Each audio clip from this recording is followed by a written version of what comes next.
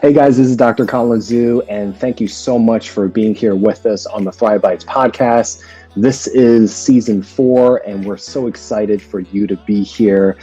For those of you who don't know me, my name is Dr. Collin Goodine, double boarded in family and lifestyle medicine, and I interview the best and most passionate health and wellness experts of the industry on this platform. And we talk about plant-powered living, emotional resilience, and creating a thriving mindset. And this season, we're taking it live, we're taking it on multiple platforms, and we're taking it as a Q&A discussion as well as our interviewing of our guests. So we're super stoked about this, and please remember to like and subscribe down below, and we will see you.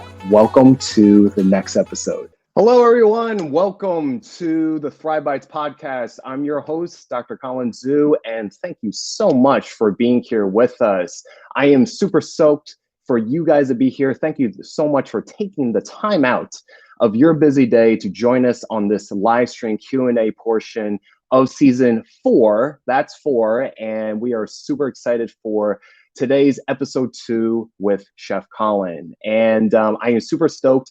I am going to read you and introduce a little bit about him, and we'll get into the story of why he is here. He has an extensive resume, so I will definitely go into it. Chef Collin was born in the small region of Niagara, Canada, and he has an average upbringing from middle to lower class. Really hardworking parents. I definitely resonate with that. And he tended to a very large fruit farm in his nearby town called Niagara-on-the-Lake. And he currently lives there now with his wife, Jacqueline, and that is there in his childhood home. Over time, he started his interests at the age of 12 with his mother, grandmother, aunts, and uncles on his fruit farm, and just to make extra cash through the summer. And over time, he started at the age of 16 as a dishwasher and working at local Four Diamond hotels, and started his culinary arts journey at the age of 29. As a chef, over time, since 22, he started at first catering company, and then over time, he became an executive chef, manning the helm at 4 to 5 diamond restaurants, wineries, cafes, and hotels, but he wasn't satisfied. So he didn't stop until he started at the age of 37, started his first catering company, and then the pandemic changed his life amongst all of our lives. And then he did something very incredible, and he started into his plant-based nutritional journey. And that is why we're here today, and I am so excited to introduce Chef Collin. Hello. Hi, Chef. How are you? Hi, Dr. Collin. Thanks for having me on. This is amazing. Thank you so much for being here. I am so stoked for you to be here. Yeah, I can't wait to show you around my kitchen. I can't wait to talk to you about what you know of the kitchen, what I know, all these nuggets that people are gonna really take home. And hopefully everyone's got their journal and they're writing all of this down. It's gonna be great. Oh yeah, I can't wait. So today's topic, we're definitely going to be touring through a chef's home kitchen. I think that is such a gem because once the pandemic, hit, the entire globe, we were basically sequestered, inside our dormitories, our households, our apartments, everywhere, right? And then we realized, I didn't realize that, cooking is a survival skill at this point, right? But you and I know that, yes, we can wine and dine, our most loved ones, but it's really getting back into the heart of the kitchen, not just in terms of preparing our food, but also taking that back and, leveling our, health and wellness. So that's why we're going to tour your kitchen today. Mm-hmm. But first, I want everyone to know about your introduction, how you became, got started from A to B. So please give us a little snippet about that. Sure, absolutely. I'd love to. You hit the nail on the head as far as switching. The pivot actually came when I was in Miami and the pandemic hit. But a little bit about me, I'll get to that in a minute. So my name is Chef Collin. I'm now a culinary coach, no longer a chef in the commercial sense. I'm really just someone who wants to teach people how to get from A to B on their journey and change, because I find it's really hard to maybe, eat a new lifestyle. And that's my job, is to support them and make the community And we'll talk more about that today too. So for 27 years, I've been an executive chef. 2 of those years, starting just before the pandemic, I switched my love of cooking food, which I thought people wanted, and they do. I'm not saying they don't, but it didn't really serve them now, what I know now and what you know, it didn't serve them properly. So I fell in love with the fact that food is medicine and cooking intentionally and functional food. All of those things really resonated with me. And it actually happened when the pandemic hit and I was forced to shut down my businesses. A friend of ours said, you know, why don't you ask people to open up their fridge and see what they have, because they can't get to grocery stores. We all were stuck and we're all in the same boat. And so I used my ability to cook and my versatility in food and my knowledge of food. And I did this. I asked people to take a picture of their fridge and send it to me. And I fell in love with going through their fridge and showing them and teaching them how to cook functional meals that they could cook with their family. And then I started doing cooking classes online so that the family could get together in the kitchen once a week and cook together and make delicious meals. And then I said, you know what, I can do this, and I love doing this, and it's now my passion. I went back to school, got my plant-based nutrition, and I took a high-end vegan course and really taught myself how to cook without the fats, without the sugars, without the gluten. That was all I knew for 25 years of cooking, and I had to change all that. And I said, if I can do this, the cooking's easy. It's really just getting into the mindset and setting up your kitchen properly and moving forward with that intention, and then cooking intentionally. And that's what I love to do now. So that's what brings me to this point in my life. I love it. I love it. Especially at the point where, you know, you notice that, you know, you needed to change, you needed to pivot, right? Can you give us a little bit of insight into, you know, you're a classically trained chef, right? So, you know, from my point of view, you know, we're not really educated that much from a medical perspective. You know, schooling, you know, our medical schools, our training didn't teach us enough about nutrition, right? Mm-hmm. But on the flip side, in the culinary arts, you know, we weren't, you know, taught as much about, you know, the health and wellness aspect of it, or diving deeper into the plant kingdom and what you now know. What is, from your perspective, you know, why that is? And, you know, are there ways that we can change that if we could? Well, I think there's definitely ways we can change it. And that's why I love what you do. A chef and a doctor are 2 things that should always be together. I mean, every chef should be a doctor, and every doctor, honestly, should be a chef in some way, shape, or form, or at least preach nutrition. And there's holistic doctors out there, and, you know, I applaud them, and I applaud our medical system. But I think they need to know a little bit more about how food works. And I believe chefs on our end really need to know how food acts, how in the body, how it really can elevate or hurt, you know. And I think they need to be more sensitive. There was a point in my career, and I don't know about you, but I was ignorant to the fact that there was gluten intolerances and all of these things that are very common now. And we know why now in the environment and everything else. But I was, you know, very egotistical and said, not in my place, no and no. And I think more chefs need more of the nutrition and understanding of what food does for the humans and that are eating it, and to be more savvy and to be more maybe compassionate is what I'm looking for to what they're feeding, and really love that this is about the diner. This isn't so much about me as the chef, because they both can go together for sure. And if everybody had that mentality as a chef, I know that now, if everyone had that mentality as a chef, the world would be a whole lot healthier, I think. Yeah, definitely. I mean, you know, I tell a lot of people that, you know, especially my patients, I say to them that, you know, if you don't look at your kitchen, you know, as the vision of where your health starts, right? Mm-hmm. And you don't start cooking there, you're essentially outsourcing, right? Just like, you know, people complain about how we outsource jobs to China and India. In a way, you're kind of outsourcing your food and food preparation and meal preparation to, you know, takeouts and deliveries. And now we have DoorDash and Uber Eats and, you know, all this other stuff, which is great. But, you know, what ends up happening is that those businesses, their top priority is not looking after your health, right? Yeah. They're great establishments, great, you know, hardworking people.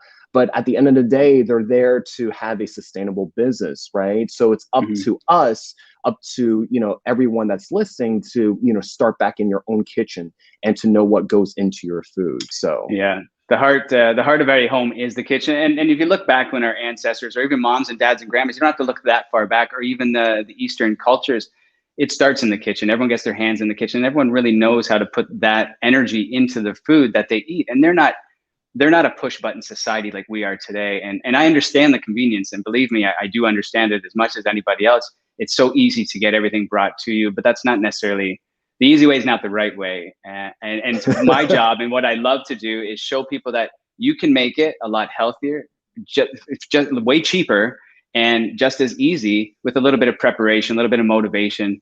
And once they start feeling good, you just got to get the momentum. And once they start feeling good and they're like, "What? I got energy. This is great." And you tell them why and educate them, they won't hit that button. They'll say, "No, I don't like feeling like that. And I don't like doing that." So yeah, you have to bring it right back to the kitchen. This is where it starts. And if this is set up and if this isn't cluttered, your mind's not cluttered, everything's kind of relaxed and settled, and you get your hands in it, and the energy that goes into the food comes out, goes right back into you. And yeah, it's amazing. Oh, I love it. I love it. So without further ado, let's start exploring your kitchen. So let's start off at the fridge and let's go from there. Okay, so I'm going to start with saying that this kitchen here this is the kitchen in West Palm. We mentioned that we're back home in Canada. So back home, I have a farm kitchen. So it's a little bit different. It's got a bigger island. It's got, the gas stove, and it's got all the bells and whistles as far as toys go. But the cool part is that coming here to the condo, it's very minimalistic. And this here now, how I set up, is how I teach my clients how to set up. Back home, it's the same philosophies. The philosophy doesn't change. Our lifestyles are a little bit different. We're all living different lifestyles, and some of us are fast, some of us are slow. Regardless of what that is, there's a couple philosophies that we can pull from today and use in anybody's, whether you're a businessman or you're a stay-at-home mom, there's something here for you. So I want you to first notice my counters, okay? So we'll talk about that later, but that's how your counter should be. It should be decluttered. But yeah, let's get to the fridge now. We'll go through my fridge. Okay, so you'll notice on my fridge, I should stop that. So on my fridge, I have my calendar, it keeps me organized. And I also have a list over here that has my items that I need to purchase, okay? Grocery list. Right, and the reason I have this, and I try to put the synergy between what I would do in a commercial kitchen, and I bring that into my home kitchen, because there's a ton of things that are the same. In the commercial kitchen, it's very militant. I'm not so militant here in my kitchen. It's a little bit different, but everyone in my family knows that if something runs out, it goes on this board. If it doesn't go on this board, we're not getting it. And that really, it wastes time, and time is money. So if I don't have something for my clients, or I don't have something for dinner that I need, there's a reason for it. So this board, everybody should have one of these, a little board. Just write on it. When you run out of something, or it's getting low, just go ahead and throw that on the list. And then whoever does the shopping can just look at this list, make their list, and go shopping. So that's my first tip. So in my fridge, this is kind of cool. I love that you're coming through my fridge. So I don't know where you want to look here. So you'll notice that this is my freezer side. So I have, I use Ezekiel bread, but I have homemade gnocchi, all my fruits for my smoothies. I have some bonito and stuff like that down here. And this is another tip here. So this is a pre-made smoothie. Everything I need in my smoothie is right here in a 1 liter. So I just take this out the day before, and then in the morning I just pop it in my blender and blitz it. It's got everything I need in it. So you make up a couple of those. I have some you can either do it in a Ziploc, or you can do it in these 1 liters. So that's what I have in my freezer. Very small amount in my freezer. Chef, let me ask you a question. Yes. How do you determine what to put in containers and what to put in plastic bags, or what to leave out in the open for the freezer? Because I saw that you have the combination of all of them. So what do you mean by that? So these things here, yeah. So you have them out in the open, and then other ones you have in a plastic bag, and the other ones you have in actual container. How do you discern what to put in what? So this was for a client. So I wanted to show them that you could do either or. So this is really the same item. I just wanted to show that you can do that. It's really that comes down to the space that you have in your freezer. This takes up a lot of space. I use these more for my cupboards, and you'll see that later, but they stack on top of each other very nicely. This is used a lot in industry, and I bring this to a lot of people's homes. I'm starting to switch to jars, more sustainable than this. But that's what I would do there. These, when my fruits are going bad, a lot of times people will cut them. We can make dressings out of them. We can make chutneys out of them. We can make a lot of things out of them. But if they go too ripe, then I'll just throw this in the freezer whole, because when it comes out, it's going to thaw, and I'm going to throw it right into a smoothie. The intention here is that this is going to 100% become a smoothie and nothing else really, unless I made a cold soup or something like that. That would be that. Ideally, if I was to intentionally prep that, I would have prepped it before it went too soft or before it got too ripe. I would have cut it up and then put it into containers. If it's processed, I would put it into a container for sure. Gotcha. Thank you. Unprocessed, I just throw it in to the freezer. So I hope that answers that question. Yep. So in my fridge, when my produce comes in, I usually wash it free like this. So I'll put these into a bowl, my berries. I'll put my my romaine, my kale, all these things I'll put into my sink. I'll wash them. I'll put them into my sink, and then I'll ozonate them and really get them sterilized and clean them. That's kind of my process. And then I'll put them into the fridge. I'll take all the rubber bands off, like off my broccolini. I'll take the rubber bands off and I'll wash them and put them into my fridge like that. I line all of my crispers with paper towels. Okay, you'll notice that each one has paper towels in there. And what I'm trying to do is take out the humidity in the fridge as much as I possibly can. So if anything goes in there wet, it'll absorb that. And then I change that anytime I do my groceries. I'll usually go through, take out what's bad, and then put in what's good. And whatever comes out that's bad, I'll make a soup out of it, or I'll make dinner that night, or I'll process it somehow. Because the humidity and moisture will increase it going bad. Right. Yeah. All that humidity in there. And so opening and closing your fridge, putting things warm in there, that's a no-no. Don't do that. One, you're going to ruin your compressor in your fridge. And two, you're going to add humidity to that, which would make all your, like your soft greens, they'll wilt, like my parsley or anything like that would wilt. And it creates that moisture in there, which will eventually make your food go bad quicker. Absolutely. Yeah. Now, I know in a commercial kitchen, you know, we typically put things in jars, we label them, we label like an actual expiration date. You know, do you still do that here, or what do you find is easier? Yeah, absolutely. In my fridge, not so much. In my commercial kitchen, we would have bins where everything would be. It's a lot bigger. It's a walk-in fridge. It's completely different. And so the tub or the bus pan or whatever it's in would be labeled and dated. I don't do that here unless it's prepared and I know it's going to sit there for a while, but I don't really typically have food that goes in there. But if you are going to store food, then 100% label it. And we can get to that when I get to the spice rack. But you should label and date absolutely anything that is prepared so that you have an expiry date, and then you don't want to let that go too long. Everything's a little bit different, you know, fruit and so like a stew would last a lot longer, or pickles. So we have pickles here that I don't need to put an expiry date on. So house pickles, my stock, so I have stock here. So this is veg stock. So I'll throw veg stock in. I don't have to label this. I know it's going to be gone, but if I didn't use veg stock a lot, you might want to label it. So these pickles here, they're going to be preserved for a while. I don't need to put an expiry date so much on them because they got the acid in there that's going to preserve them. Yeah. As a rule of thumb, you know, what would you say, you know, from like 24, 36 or 72 hours that like, you know, fruits and vegetables will last, starchy vegetables? Can you give us, do you have like a general rule of thumb? For the vegetables in the fridge and stuff like that? Or the produce, on the counter? Produce, no, I let the produce tell me when it's going to be expired. I don't really have a rule of thumb.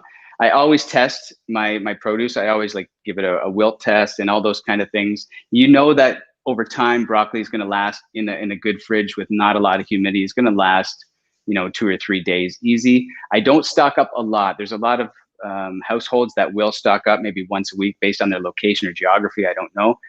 I try to go to the markets or the supermarket as much as I can for produce. Dry goods is a different story, but produce, I try to go every 2 or 3 days anyways, if that makes sense. Okay, cool. Yeah. Let's move on to your dry goods now. Okay. So I have some things on the shelf which we can talk about. These don't go in the fridge. We can talk about them later. This is the area where I have all my small goods, or all my small wares like plates and cutlery and all that kind of stuff. And then we're just going to go this way. So my pantry looks a little different than my fridge. So when things come in, I put them into jars. This is the functional part of my pantry, because if I need to use these jars to pickle or do anything like that, I have these jars. These jars in my restaurant, 100% would be labeled, every single one of them. They would have to be that way. But because I know what these are, I know these are dates, I know what they are. And because I'm the only one that does the cooking in here, I can identify them. But things that are similar, I'll label, because I don't know the difference between these by looking at them. So I'll label them. One's cornstarch, one's baking powder. And as a general getting to used to, everyone should get used to labeling. And then you can change that. But the labeling does more than just label it. It allows everybody in your household, if there's a lot of cooks, if there's a lot of hands in the cookie jar, you can, everyone knows that this is going to be quinoa because it's going to say quinoa. It's very important for that if there's a lot of people in the kitchen to make sure that this is identifiable at all times. And I use masking tape or painter's tape, sorry. And the reason for that is because you can write on it with a Sharpie and it comes off, it doesn't stick. You can take it off and relabel it very quickly. So we've always done that in industry. So if you use any other kind of tape, it sticks to it and the adhesive sticks to it and it's hard to get clean. So I always have a roll of painter's tape and a little Sharpie to label whatever I need to label. And it looks like you're using mason jars for most of the items for the functional wares, right? Right. So mason jars or, Dr. Collin, you'll see like here, that's my 1 liter. This is just it's again, not an occupational hazard, but an occupational hazard in industry, in the commercial kitchens. We would use these because they're 1 liter. We know that's how much is in here and they stack very well in a kitchen. So when you're doing a lot of mise en place, you can stack them perfectly. And if they drop, they don't break. In my kitchen now, I use glass jars because there's not a lot of hands, not a lot of moving around, not very quick, but I use mason jars. And the reason for the mason jars is the functional part. Again, if I want to pickle, I can use these as jarring and canning. I just need new lids, right? So I just go buy new lids instead of buying mason jars for jarring and pickling, and then one for containers for, dry goods. So that's sounds good. Yeah. Thank you. And then over here I have oils, vinegars, and salts. So that's pretty typical and straightforward. I leave them all in the containers that they're in. And you would also rule of thumb with those, keep them away from sunlight, heat, and keep them behind closed doors? Yeah, you don't want any kind of light to get to really anything. That's why they're in the cupboards and not over top of your heat. You want to keep them at room temperature, not hot, not warm. I have honey in here. I don't want that to melt. But all of these, yeah, you just want to keep them like they're nice and cool. You don't want them too hot. You don't want them to ferment. You don't want anything to go wrong with them. So you want to keep them at a nice, good temperature for sure. Sounds good. Yeah, and it's all there. I want to show you my spice rack. It's kind of the same philosophy if I could. Let's do it. These are the spices, same thing. Everything's in glass jars. Anything that I don't know gets labeled. Here's my painter's tape and my Sharpie. So we'll label things that we don't know. I just labeled one for my wife here. It was Zatar spice. She likes it and she didn't know what it was. But if I don't know what it is, it just gets labeled and they're gonna be on the bottom. It's kind of like that duck. Remember that duck game at the carnival? Yeah. Looking for the red dot. That's what we're looking for. So now, Chef, so why would you put something in the drawer as opposed to being on your countertop where you could see it and reach for it? Is there a reason for that? Yeah, because I don't like this to be cluttered. I think it's very, we can come back over here. It clutters my mind. It clutters a little bit. It makes me kind of antsy and irritated. It's like anything else. If you go into your car or your truck or your room and it's not just so, it already puts anxiety in your body, and you don't want any of that when you're cooking, because cooking should be stress-free and you need to have fun and put that energy into it. So if anything, everything has a place in the kitchen and it should go there. And if everybody understands what that is, it's maybe a military way of thinking of it, but I know where my spices are. I know where everything is. And the reason that it's all here is because when I go to prep, I have a clean space and I can set it up the way that I want. And it's purposely orchestrated so that I can reach and grab, and everything I need for prepping is right here to save me time, to save me steps. You have your compost bowl and you set up this area that you're going to work. It's almost like if you went into do a painting, you would set up your paints, and you would set everything so, and you'd sit down and you might play some music, and then you would get creative and you would draw and you would put it on there. Can you imagine you went into a painter's place and you're looking for your paint and there's squirts everywhere, and it'd be very stressful, and you probably wouldn't make the best painting because you'd be worried about stuff and it'd be a mess to clean up. So I like a very decluttered space. You can see over here, I have, just because these are fresh curry leaves and my mortar and pestle, I mean, even that has a home and it's just not in it right now. So that is a little bit out of place. The only thing that's on my counter usually is that. So I like a clean slate because it's like a clean slate every single time when I come into the kitchen. Yeah. Awesome. A mental and emotional tip along with the kitchen. I love it. Yeah, I mean, they're together, and I talk a lot about how energy resonates into other parts of the home. And a lot of people, and I'm sure you're used to this, would come into the kitchen like, oh God, I have dinner. I don't know what's for dinner. And this energy comes right into the kitchen, and then they don't care about what's in the food. And then that just snowballs into a whole bunch of other things. And it's not meant to be that way at all.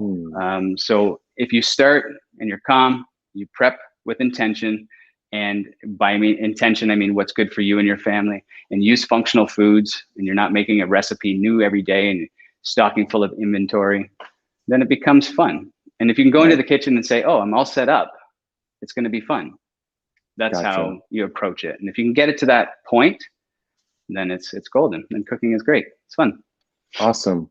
Shall we go to your dry fruits and vegetables over there, and then your prep station?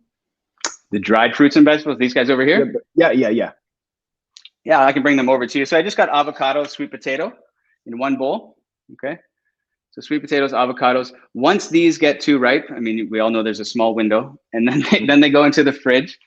I have some coconuts, some bananas, same thing. Once the bananas are gone, I'll cut them up and I'll put them in the freezer, or I'll use them, or I'll make pancakes or something right here. So then there's coconuts just to drink. There's some potatoes here. I don't put them in the fridge unless they start getting ears. Hopefully I don't, hopefully I use them before that happens. Tomatoes are there. Tomatoes, I want them to get sweet. A lot of times you'll buy them and they're not sweet. So I put them out to continue getting sweet. Once they get too sweet, I might put them in the fridge. The only thing that's not out here now is my onions and shallots. I just put them into the fridge. The reason I do that, because some people I know don't and some people do, I find that when onions are at room temperature and you use a dull knife, that's what causes me to cry. And I don't know what causes people to cry with onions, but I guarantee that if it was at room temperature and I cut it, I'll be crying. So I keep them in the fridge for that reason. Yeah, there's just so many theories, and I just tell people to wear lab goggles and bypasses everything.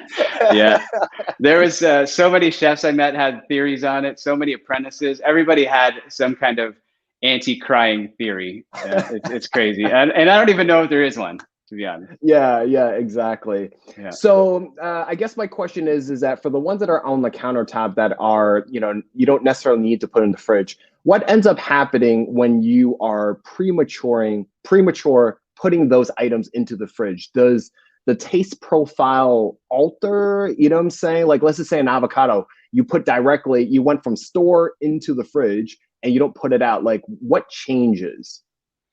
I think, well, in a lot of fruits and vegetables, it's going to be the sweetness level coming out. That's one.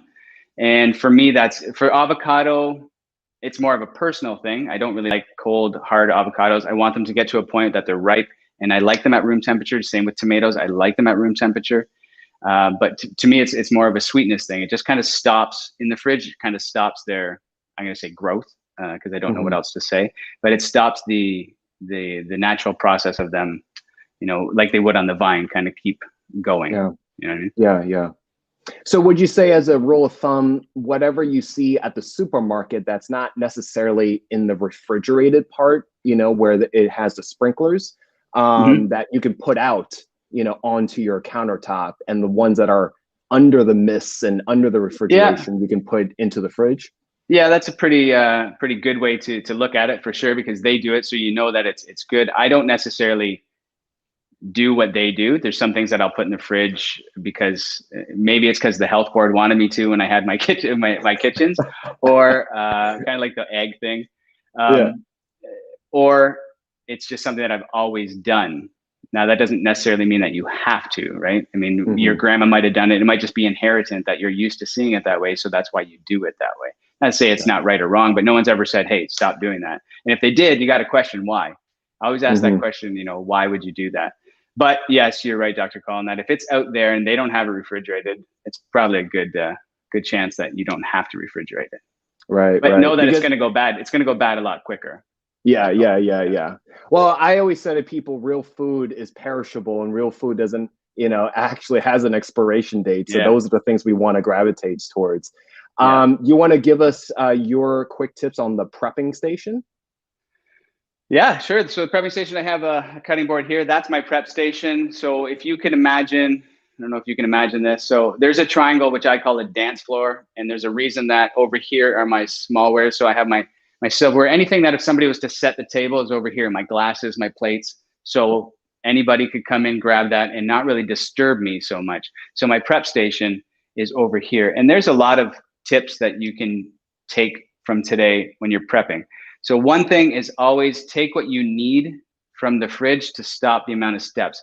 The one thing I always say is slow down and think about what you're getting first. Don't take as many steps as it's a waste of time. So I don't like wasting time. So if you know the recipe, take a look at your recipe or take a look at what you're thinking. Okay, I got that. Go to the fridge with a bin, a bowl, doesn't matter. Grab what you need, bring it over to your prep board. And then there, you're gonna have two bowls. There's one for compost and there's one for stock. Now, stock vegetables we can talk about if you'd like to. So stock vegetables are things that we freeze to make that veg stock that was in my fridge. That comes from byproducts of what I'm prepping. Not everything goes in there, but you're always gonna have two bowls when you're prepping. Always have tasting spoons. So just a tasting spoon in a jar. That way you can taste your food and constantly wash it off. Have 5 or 6 of them. That's what you're gonna do. This cutting board, okay, always make sure it doesn't move, okay? So you're gonna want to, I have a wet towel underneath here. So that wet towel is a paper towel, but you can use a wet cloth. Get it wet, stick it underneath, and it won't move. You need to have safety first, and you don't want that board shuffling around when you're chopping with your knife. Definitely. Okay. So some of them have rubber feet that are off, which are good too. Just make sure that if they don't, you put that paper towel down. Then my spoons and my 2 bowls. Get everything you need, bring it over here. If your garbage is far away, like mine's on the other side of this camera, I hate going over there to go to the garbage. So either have a 3rd bowl or put your garbage beside you and then stand here and prep. The least amount of steps that you can possibly take. Stand here, prep your food. And then when you're all done your prepping, you can take 5 minutes and put things away and then come back to prepping. There's gonna be times in your prep that you're gonna have a minute or 2 while water's boiling or something's going on that you don't have to stand there. That's when you utilize that time to put food away. That's when you utilize that time to put stuff in the sink. But that dance floor I was talking about is you want to make from the fridge to the sink to your prep area or stove. This little triangle is kind of like the dance of a chef. This is where you're going to go all the time. So you got to make that clear, as short as possible, and time is money. So we make everything right in one spot. So how do people, you have a lovely wife, right? So how do you configure the dance triangle with another person? Yeah, or I keep her out of the kitchen. It's just safer for everybody that way. Definitely. And especially, we didn't even talk about knives, and that's like literally a whole nother session, but definitely don't, walk around or anything with a knife, holding it by your side, etc. So that's probably another session. There's a knife safety, and then knife sharpening. We can do honing and sharpening. We can come back on here and talk all about knives for sure. Definitely. Okay, so what we're gonna do is that we're gonna take a quick commercial break, right? And then on our way back, we're gonna go into the live Q&A portion. So for those of you that are watching, please type in your comments and questions so we can ask Chef Collin more questions that you have burning in your mind, and we'll get back to it. So we will go for commercial right now.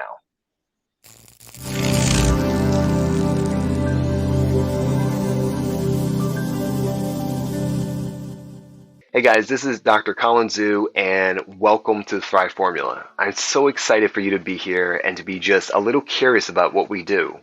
If you know a little bit about my work, I created TheChefDoc in January 2017, and since launching it, I've written a book about thriving and hosting my podcast called Thrive Bites, where we've reached over 90 countries and counting. It's been a humbling and unexpected experience so far. The main driving force to create TheChefDoc was born out of the need to help others to combat chronic lifestyle-related diseases such as high blood pressure, heart disease, diabetes, inactive physical lifestyle, and simply not being able to cook healthily. I noticed the same paucity and deficit within our medical school education and also within our medical training across the nation. My mother, who's a traditional Chinese medical doctor, taught me the values of compassion and empathy and looking at things in a very holistic point of view. I felt that I needed to practice what I preach and to lead by example. So I enrolled myself in a health-supported and plant-based culinary school and got certified in health coaching and board certified in lifestyle medicine. I've also adopted a whole foods plant-based approach for many years now. Currently, I take this same education to publicly speak and to hold interactive workshops and demonstrations across the country. 2020 for us, like the rest of the world, gave us a new set of challenges. Even with health disparities and racial injustice, I decided to look at things from a very silver lining perspective. And that meant, how do we become more resilient as a community? How do we pivot as a human species? Do I focus on me or us? Up until the pandemic, I've been grateful and humbled to say that I've been able to thrive in my own life. I've traveled and touched every single continent on the planet, visiting 35 countries, from hiking up Mount Kilimanjaro to talking to king penguins in Antarctica, to rappelling off of waterfalls in Costa Rica, to medically serving the less fortunate in western villages of the Dominican Republic and seafaring villages off of the islands of Cambodia. With so many different people and different walks of life, I realized that we're more similar than dissimilar. And to cultivate a thriving mindset meant a lot of self-work, self-education, and practical tools, but also in conjunction with other people. I could not be where I am without the support and foundation of others. That means right now, more than ever, we need to be unified and we need to thrive together.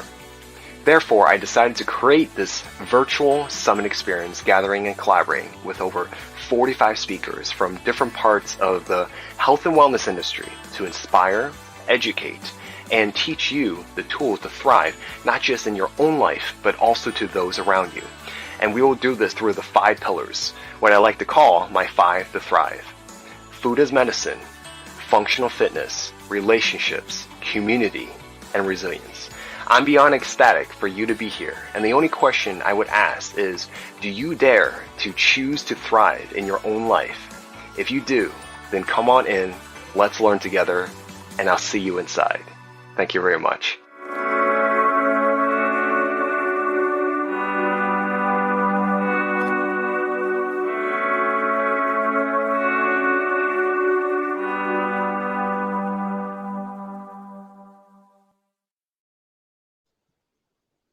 All right, and we're back. All right, so we're going to go into the Q&A portion, and I'll read off a few comments that we received over time.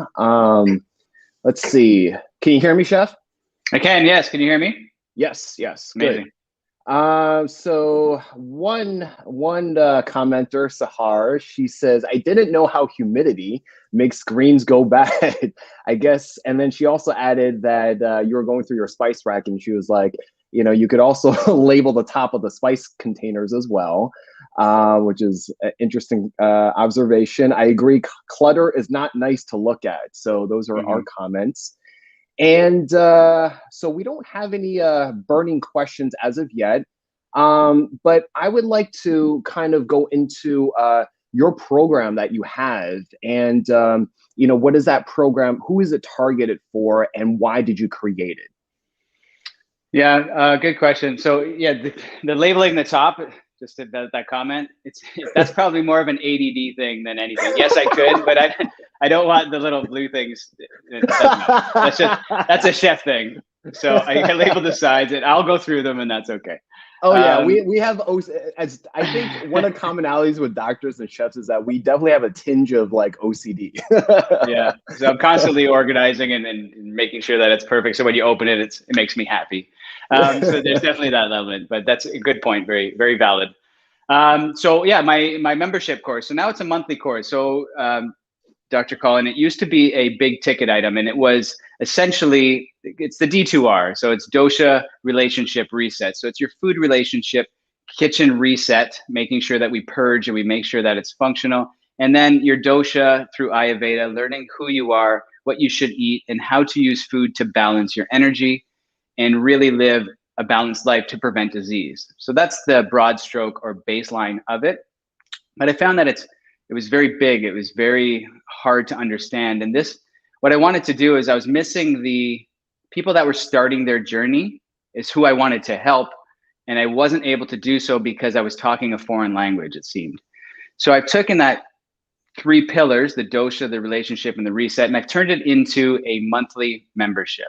So now it's very accessible, and it's a monthly membership, and it has tokens of appreciation for like cooking. I want to give you something back. So it's a give and take, and it's really about community now. So it's taking people, whether they got, Dr. Collin, you said you need more greens. Not everybody knows what that means. Or you need to get more iron in your diet. Nobody really knows what that means. And it might be a daunting task, or it might be hard. And I want to say that cooking's easy, and I want to create a community that says, hey guys, we can do this, and we can do it very easily. We can do it very well and very delicious. And we can take out the gluten, the dairy, and the sugar. We don't need it. So take out those 3 and let's realign you and put you on a new path. And, I don't want to be with them forever. I just want to push them I just want to point them in the right direction and push them that way. So my D2R is now a monthly membership. And, I hope the whole world gets into it, because that's what I want to do. Yeah. I love it. I love it. And where are the best places to find you? You can basically, Instagram's probably the best, at Chef Collin _. You can DM me directly that way, or my website, chefgoodine.com are the 2 probably best ways to get a hold of me. Or you can email me at hello@chefgoodine.com. Okay. And we'll definitely put that into the show notes, when this gets replayed later on. Going back to, I love, the program's concept. And I think that transition of, the whole why behind it. Why do you think, from your perspective, having so many years in the industry, why do you feel like it's so hard to eat healthy, or to cook in healthful, means, or to actually why is there a gap, in your opinion? Well, I think for each person it's different, but the biggest one is convenience. I think in today's day and age, it's way too easy from these big conglomerates that are out to make money. They don't have us in mind. And I understand it from a business standpoint, but it's so convenient, so easy. And then people are jumping on the newest trend, and they're not thinking of themselves, and they're thinking, and I was like this too in their youth, but they're not thinking of afterwards. And no one's teaching them. I think there's a disconnect. It's maybe our ancestors aren't around as much to say, hey, this is how you do it. No one's teaching us how to do it. It's not part of our life. Our life is very push button. It's very convenient. It's very easy. And everyone seems to have excuses of, oh, I'm too busy, or I'm this and I'm that. And there's no one there to say, listen, you're not too busy. Sit down, give thanks, have a nice meal, and then go to where you got to go to, because in the end, it's better. And life has just gotten too fast. And I think that's the biggest disconnect. And we got to get back to, we really have to get back to the way it was. We need to slow down, for sure. Definitely. And we got to tell more people to garden. Like, even in this condo, like when I first got here, I started growing stuff. I'm starting to, I just asked my condo to put gardens on the roof. There's dead zones out there. There's really nothing growing, nothing doing anything. And I got the area. So in my condo, gardens. I'm gonna put rooftop gardens, community gardens.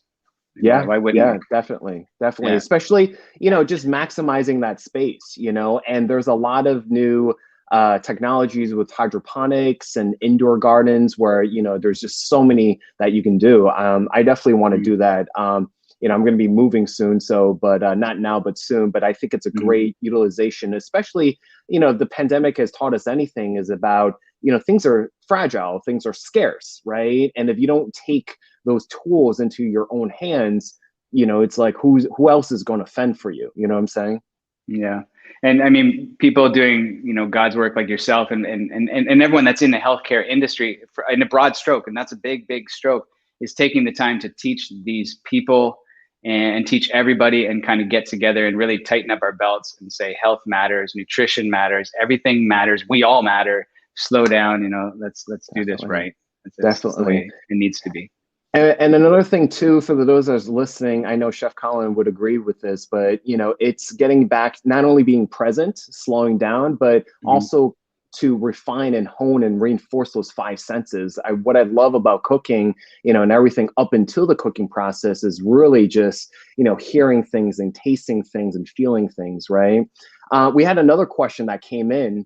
They were asking, how do you cut corners, right? And I asked them specifically, what do you mean? Be a little bit more specific. And they were, in terms of like, cooking, like it was a really broad question, right? So I guess, for the ones that are, let's just say, are very busy individuals, right? And maybe cannot spend as much time in the kitchen.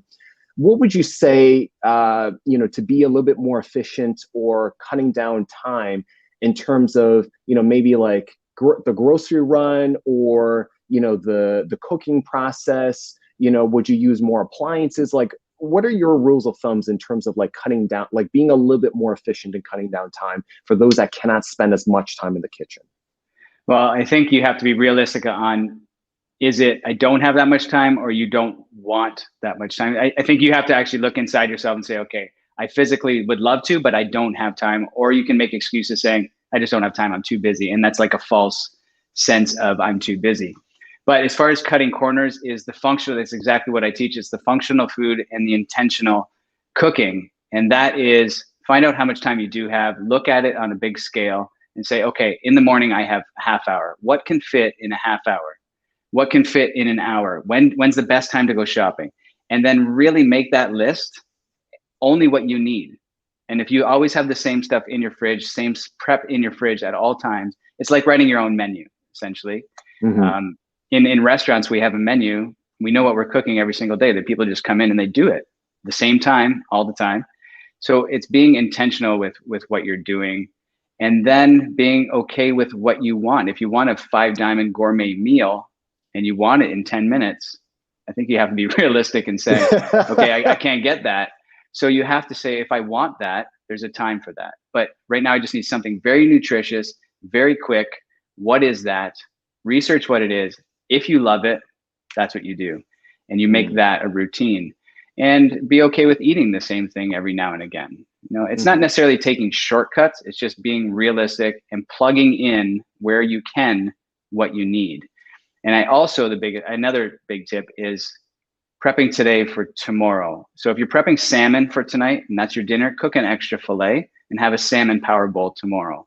That becomes your lunch, and if you make that a process, like if you're going to make a cup of quinoa, make a cup and a half, save that quinoa for tomorrow. I mean, don't put it in your fridge and eat it all week. That's not what I'm saying, but I am saying that you can think with intention and know that tomorrow is going to be okay because I had dinner tonight. You know what I mean? Yeah. Not necessarily leftovers. You're actually cooking intentionally for tomorrow. So you're referring to batch cooking and just like doubling or if not tripling your portions. Yeah, not batch cooking for, like, some people do it on Sunday and it'll go 7 days. I'm not a fan of that, but I am a fan of dinner becomes lunch, lunch becomes, that kind of thing. Yeah, absolutely. Batch cooking is a good way to do it. Yeah. Or the other way to look at it is if you go out, go out to eat, we know that, we're going to be receiving double or triple the portions of what we're actually eating. Just eat half of it and then, just take out, carry out the rest of it, so something like that. So, and that's another session in itself. Yeah. And the whole eating out, don't do that as often. We don't know what's in kitchens unless you know the chef personally. They take a lot of, when you say shortcuts, they take a few, we all know that, and it's all processed and sugar and yeah. And that adds to weight gain, and that just adds to disease over time. Exactly. I mean, I can't make a blanket statement for all restaurants and eateries, but everything, is by cost, right? Everything, is adding up to the bottom line. So in terms of ingredients, would they choose, something that's higher cost or something that's lower cost to make, quote unquote, the same product? You know what I'm saying? Right. Yeah. And my D2R was like that philosophy in your home. It was a lot about you being the chef, and the synergy between my restaurant and your home, and the similarities. It is money. So your home's money too. When you go shopping, you have to look at cost and how far is that going to go. And what I don't like is in your home is cutting corners and saying, I can't afford that, so I'm going to eat this. That is really where I'm trying to disconnect it and say, yes, you can afford that, because we're going to make it go a little bit longer. You're not going to throw it out. You're going to do this with it. You're going to take, you're going to buy a whole, let's say chicken. I'm just going to use chicken, for example. You're going to buy the whole chicken. You're going to make this dinner. You're going to make this stock. You're going to make this soup, and you're going to make that salad. Your chicken, which is way cheaper than the processed chicken that someone else did, is going to go a whole lot further. And if you teach those things, and if you teach how to do that, then you save money in the end.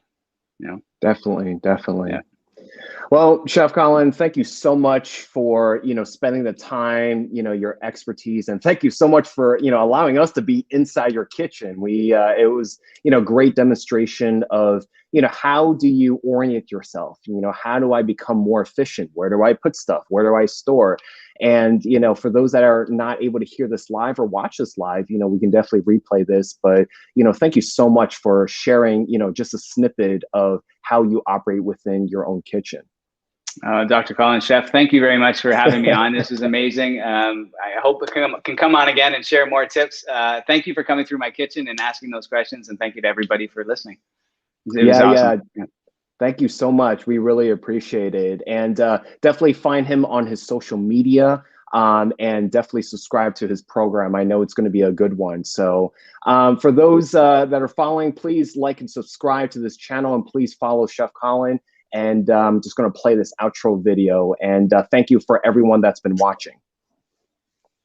Guys, thank you so much for watching that episode. We hope you enjoy it. And please remember to like and subscribe down below so you can get continuous updates for future episodes and future guests. And we can't wait for this upcoming season. So don't forget to like and subscribe, and we will see you on the next episode.